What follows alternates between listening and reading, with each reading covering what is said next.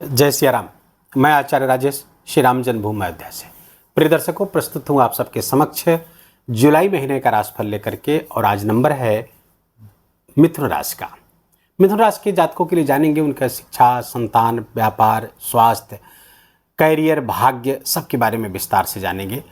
साथ ही साथ उन उपायों के बारे में जानेंगे जिससे महीना आप अपने लिए बहुत महत्वपूर्ण बना पाएंगे, बहुत खास बना पाएंगे। ये वीडियो चंद्र राशि पर आधारित। यदि आपको अपनी चंद्र राशि नहीं पता है तो अपने प्रचलित नाम के आधार पर इस वीडियो को देखकर लाभ उठा सकते हैं।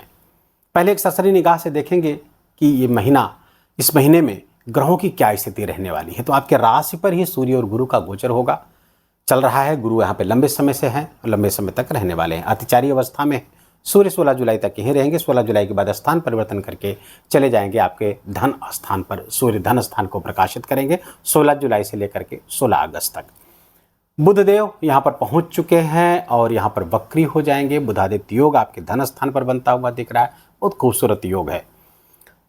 तृतीय स्थान पर मंगल का गोचर चल रहा है, केतु भी साथ में है और यहाँ पर एक विस्फोटक योग बना हुआ मंगल और केतु का। मंगल यहाँ पर 30 जून को नक्षत्र परिवर्तन, इसके पहले भी मघा नक्षत्र पर चल रहे थे, अब ये पूर्वा फाल्गुनी नक्षत्र पर आ जाएंगे। पूर्वा फाल्गुनी नक्षत्र भी उग्र और क्रूर नक्षत्र है, तो फलतः मंगल की क्रूरता, उग्रता निश्चित रूप से बरकरार रहने वाली है।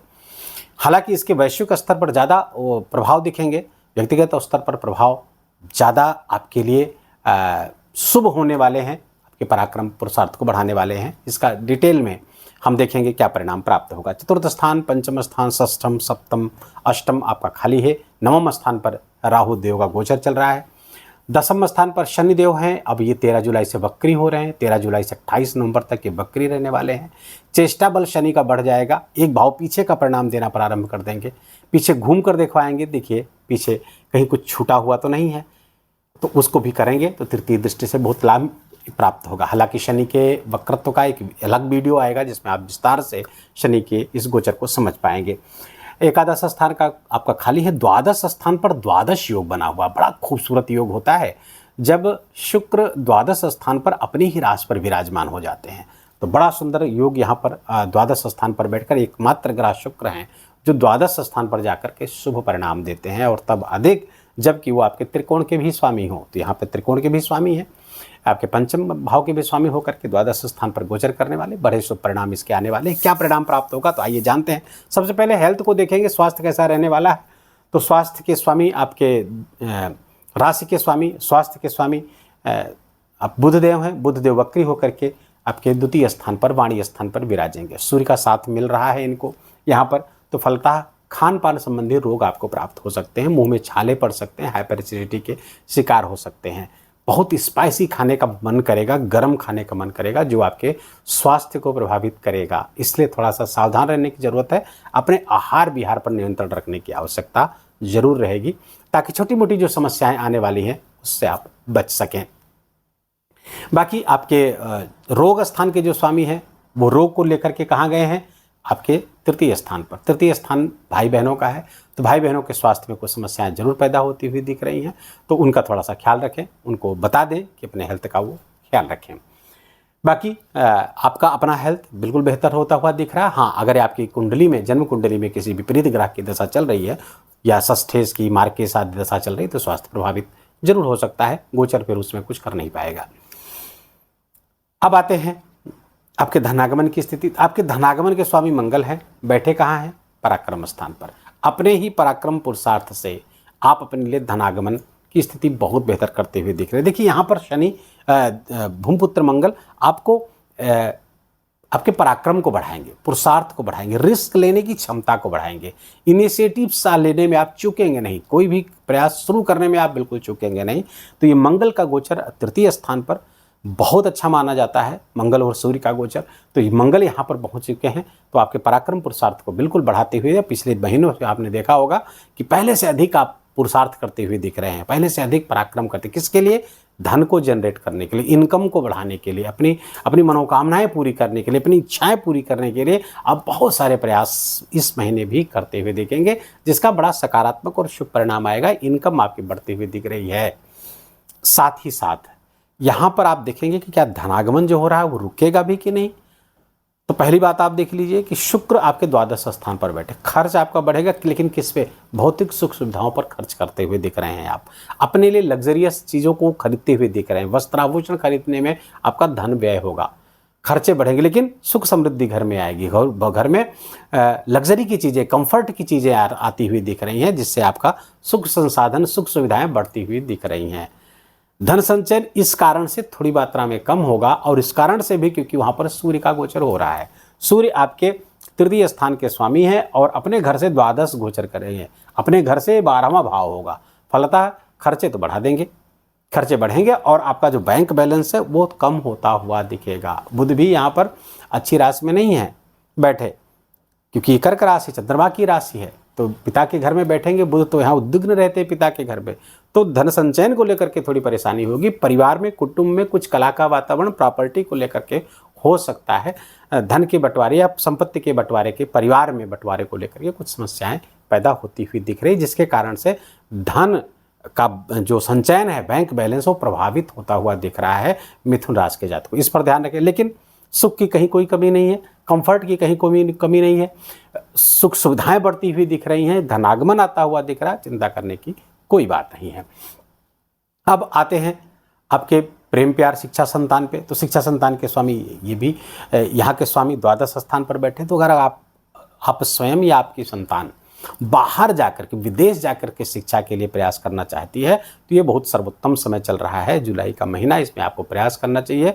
बाहर जाकर के शिक्षा अर्जन, ज्ञान अर्जन के लिए बहुत उत्तम समय चल रहा है, उस बीच आपको प्रयास करना चाहिए। या फिर घर से दूर जाकर के आप या आपकी संतान शिक्षार्जन के लिए जा सकती है, बाहर जा सकती है, घर से दूर जा सकती है, ये संभावना बिल्कुल बनी हुई है। लेकिन ये तो शुभ है, क्योंकि ज्ञान अर्जन बढ़ता हुआ दिख रहा है, ज्ञान बढ़ता हुआ दिख रहा है, तो ये बहुत अच्छा है। प्रेम प्यार के लिए भी समय बहुत अच्छा है, क्योंकि यहाँ पर किसी भी मैलेफिक ग्रह का कोई प्रभाव आता हुआ नहीं दिख रहा है, तो प्रेम प्यार के लिए समय अच्छा है। प्रेम प्यार के स्वामी हैं शुक्र हैं, अच्छी स्थिति में अपने घर पर बैठे हुए हैं, तो सैया का सुख, शयन का सुख, आपको जो बेड प्लेजर है वो मिलता हुआ बिल्कुल दिख रहा है। शिक्षा संतान हो गया, प्रेम प्यार मैंने बता दिया। अब आते हैं गृहस्थ जीवन। गृहस्थ जीवन के स्वामी राशि पर गोचर कर रहे हैं, बहुत शुभ गोचर है मिथुन राशि के जातकों का। विवाह की संभावना, संतान प्राप्ति की संभावना, दोनों बिल्कुल बनी हुई दिख रही हैं। तो विवाह संभावित है आपका, यदि आप अविवाहित हैं तो विवाह संभावित है।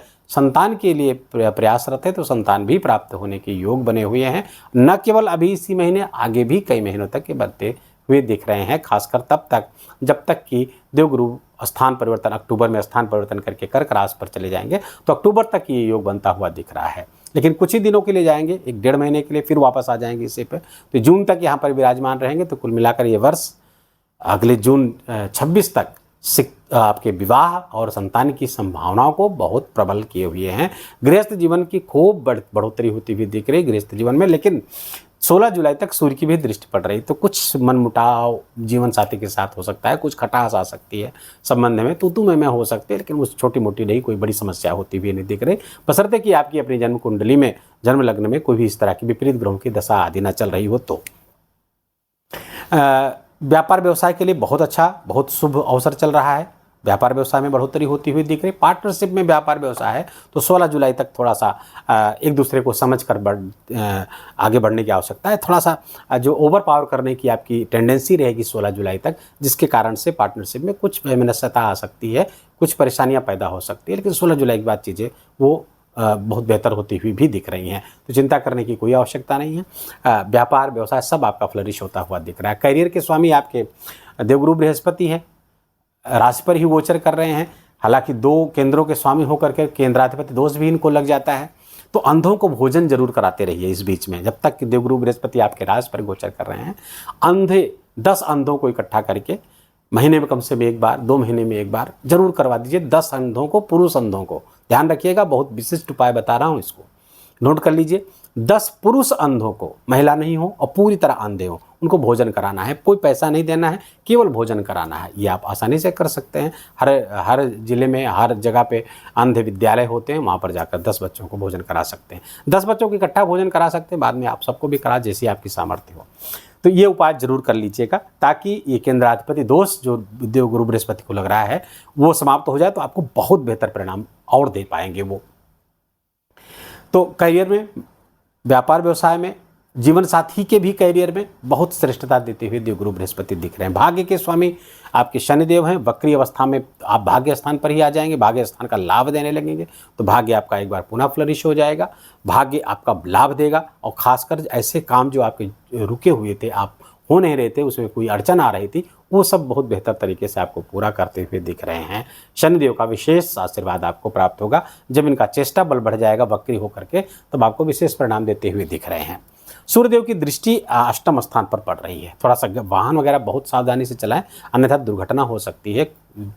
आपको हड्डी संबंधित बोन वगैरह टूटने की संभावना को प्रबल कर रहे हैं। मिथुन राशि के जातक थोड़ा सावधानी से गाड़ी वगैरह चलाइए। मंगल का जो गोचर आपके तृतीय स्थान पर हो रहा है, चौथी दृष्टि मंगल की आपके यहाँ पर आ रही है। यद्यपि उनका अपना ही घर है, चिंता करने की कोई बात नहीं। रोग ऋण शत्रु को आप खत्म कर पाएंगे, अपने शत्रुओं पर हावी रहेंगे। लेकिन फिर भी क्योंकि मंगल की दृष्टि पड़ रही है, अब यहाँ से सूर्य की दृष्टि यहाँ पड़ रही, मंगल की दृष्टि छठे स्थान पर पड़ रही है, तो गाड़ी वगैरह चलाते समय बहुत ध्यान रखें, क्योंकि इसमें बहुत फास्ट पेस में गाड़ी चलाएंगे मिथुन राशि के जातक, तीव्र गति से गाड़ी चलाएंगे, जिसके कारण से दुर्घटना संभावित है। बहुत सावधान रहने की आवश्यकता रहेगी। मंगल की जो सातवीं दृष्टि है वो फायदेमंद है, भाग्य स्थान पर पड़ेगी, और ये अच्छी दृष्टि आपके लिए होती हुई दिख रही है। यद्यपि शनिदेव दूर हैं, शत्रुता भी यहाँ पर बिल्कुल मंगल के साथ होती हुई दिख रही है, लेकिन फिर भी देवगुरु बृहस्पति की दृष्टि वहाँ पर उसको संतुलित कर देगी, क्योंकि देवगुरु बृहस्पति की दृष्टि आ रही है यहाँ पर, तो यहाँ से भी आपको भाग्य से भी लाभ होता हुआ दिखेगा। लेकिन पिताजी के स्वास्थ्य का विशेष ख्याल रखना होगा, पिता के स्वास्थ्य में समस्या जरूर आती हुई दिख रही है। मंगल की आठवीं दृष्टि आपके करियर भाव पर पड़ेगी। अपने मित्र के घर को देखेंगे, अधिमित्र इस समय बने हुए हैं, तो करियर को फ्लरिश करते हुए दिख रहे हैं। मंगल का ये बहुत अच्छा स्थान पे उनकी दृष्टि पड़ेगी, जिससे आपका करियर की उन्नति होती हुई दिख रही है। नौकरी आदि की तलाश पूरी हो सकती है, प्रमोशन आदि की संभावनाएं बनती हुई दिख रही है, लेकिन ट्रांसफ़र भी हो सकता है। थोड़ा सा उसके लिए भी आपको तैयार रहना चाहिए। तो कुल मिलाकर के बहुत अच्छे गोचर हैं। कुछ समस्याओं को छोड़ करके बाकी ये महीना बहुत खास, बेहद महत्वपूर्ण आपके लिए होता हुआ दिख रहा है। अब आपको उपाय बताएं, इसके पहले आपको उन व्रत और त्योहारों के भी बारे में बता दें जो इस महीने बहुत महत्वपूर्ण हैं। जैसे कि एकादशी व्रत, पिछले कुछ वीडियो को हमने छोड़ दिया था एकादशी व्रत बताना, लेकिन उसके लिए बहुत फ़ोन कॉल्स है, देश विदेश से सब लोगों ने फ़ोन कॉल से कमेंट में मैसेज किया कि एकादशी व्रत के बारे में नहीं बताया। एकादशी व्रत इसलिए महत्वपूर्ण है, न केवल इसका आध्यात्मिक महत्व है, आध्यात्मिक महत्व तो बहुत ज़्यादा है, क्योंकि पद्म पुराण आज बहुत सारे ग्रंथों में कहा गया है बहुत बड़ा व्रत है, लेकिन इसका ज्योतिषीय महत्व बहुत है। इसलिए मैं इस व्रत को विशेष रूप से शामिल करता हूँ वीडियो में और मासिक राशिफल में। ज्योतिषीय महत्व इसलिए है क्योंकि चंद्र, शनि, गुरु आदि के दोष और बुध आदि के दोष को समाप्त, बुध वक्री भी हैं, इसलिए भी बहुत महत्वपूर्ण है। किसी भी महीने के शुक्ल पक्ष की एकादशी इस व्रत को प्रारंभ कर सकते, तो एकादशी का व्रत हमको जरूर करना चाहिए, इसका बड़ा ज्योतिषीय लाभ है। तो देवशयनी एकादशी 6 जुलाई को है। इसी एकादशी से भगवान विष्णु योग निद्रा में चले जाते हैं और सारे मांगलिक कार्य 4 महीने के लिए बंद हो जाते हैं। तो ये 6 जुलाई को बहुत महत्वपूर्ण एकादशी है। वह कामदा एकादशी 21 जुलाई को है, जो कामनाओं को पूर्ण करने वाली एकादशी है, 21 जुलाई को है। सबके लिए एकादशी है, स्मार्त और वैष्णव का इसमें कोई भेद नहीं है। इसी बीच एक बहुत महत्वपूर्ण त्यौहार आ रहा है, व्रत आ रहा है, वो है गुरु पूर्णिमा। गुरु पूर्णिमा, जो लोग गुरु दीक्षित हैं, गुरु को वर्ण कर चुके हैं, तो गुरु पूजन का सबसे महत्वपूर्ण है। कोई भी पिछले दिनों गुरु के प्रति या गुरु मंत्र के प्रति कोई आलस्य आया, कोई प्रमाद आया, कोई त्रुटि हुई, उस सब को क्षमा के लिए हम गुरु पूर्णिमा का पर्व मनाते हैं, गुरु के शरण में जाते हैं। गुरु सशरीर उपस्थित हैं तो उनके आश्रम जाते हैं, या घर से ही उनकी मानसी पूजा करते हैं, या गुरु शरीर से नहीं है तो गुरु तो शरीर नहीं, गुरु तो तत्व होता है, तो उसका पूजन जहाँ भी है वहाँ पर जरूर करना चाहिए। अगर आपने गुरु वर्ण नहीं किया है तो भगवान शिव सबके गुरु हैं, गुरुओं के भी गुरु हैं, तो भगवान शिव के मंदिर में जाकर के गुरु पूर्णिमा के दिन अभिषेक करके पंचामृत से फ्रेश अभिषेक करके क्षमा प्रार्थना करें। सावन महीना 11 जुलाई से प्रारंभ हो रहा है, भगवान शिव का बहुत महत्वपूर्ण महीना, और इसमें रुद्राभिषेक आपको नित्य करना चाहिए। यदि आप नित्य न कर सके तो सोमवार जरूर करिए। मंदिर में जाकर के, शिव मंदिर में जाकर के, छोटा बड़ा कुछ भी हो, कहीं भी जा सकते हैं। हर व्यापक सर्वत्र समाना, हर जगह है और सर्वत्र हैं और समान रूप से हैं, तो कोई चिंता की बात नहीं, छोटे बड़े से कोई मतलब नहीं। जहाँ भी आप जा सके सहजता से वहाँ पे आपको अभिषेक जरूर करना चाहिए और रोज करना चाहिए। और इसी बीच सावन में एक बार पार्थिव शिवलिंग अपने घर में योग्य ब्राह्मण को, विद्वान ब्राह्मण को बुला करके पार्थिव शिवलिंग का अभिषेक जरूर करवाइए इस सावन महीने में। वीडियो को भी यही विराम देंगे, इसके पहले उपाय बता दें आपको। उपाय, मंगल से संबंधित उपाय जारी रहेगा, और हर मंगलवार को आपको पीला सिंदूर चमेली का तेल और यज्ञोपवीत, जिसे जनेऊ कहते हैं, इन 3 चीज़ों को भगवान हनुमान जी को हम समर्पित करेंगे, जिससे हनुमान जी की अनुकूलता हमको प्राप्त होती है। हनुमान चालीसा का पाठ करें। नित्य न जा सके तो मंगलवार शनिवार हनुमान जी के मंदिर जरूर जाइए। सुंदरकांड का पाठ कर सके तो और भी उत्तम है। साथ ही साथ देखिए, शुक्र इसमें बहुत अच्छी स्थिति में है, तो शुक्र अपने ही घर पर बैठे हुए, तो उनकी स्ट्रेंथ को और बढ़ाने के लिए आपको क्या करना चाहिए, क्योंकि त्रिकोण के स्वामी भी हैं, कभी बुरा फल नहीं दे सकते, तो स्ट्रेंथ को और बढ़ा देंगे तो और अच्छे परिणाम आएंगे। तो क्या करें उसके लिए, आप इत्र परफ्यूम आदि का खूब इस्तेमाल करिए, साफ कपड़े पहनिए और साथ ही साथ श्री सूक्त का पाठ अपनी उपासना में जोड़ दीजिए, अपने पूजा पाठ में जोड़ दीजिए, श्री सूक्त का पाठ करिए, तो आपको और भी उत्तम परिणाम प्राप्त होंगे। वीडियो को ही विराम देंगे। वीडियो अच्छा लगा हो, आपके काम का लगा हो, मेरा बोलना आपका सुनना दोनों सार्थक हुआ हो तो कृपा करके इस वीडियो को लाइक करिएगा, अपनों के साथ शेयर करके उनको भी इसका लाभ दीजिए। कमेंट में जाकर के जय सिया राम लिखना बिल्कुल भी मत भूलिए, मेरा विशेष निवेदन, विशेष आग्रह आपसे। चैनल पर नए हैं तो इसको सब्सक्राइब कर लीजिए, बेल आइकन की घंटी दबा लीजिए और प्लीज़ अपना बहुत बहुत ख्याल रखिए, अपनों का ख्याल रखिए, माता पिता की खूब सेवा करके उनका आशीर्वाद लीजिए। जय जय सिया राम।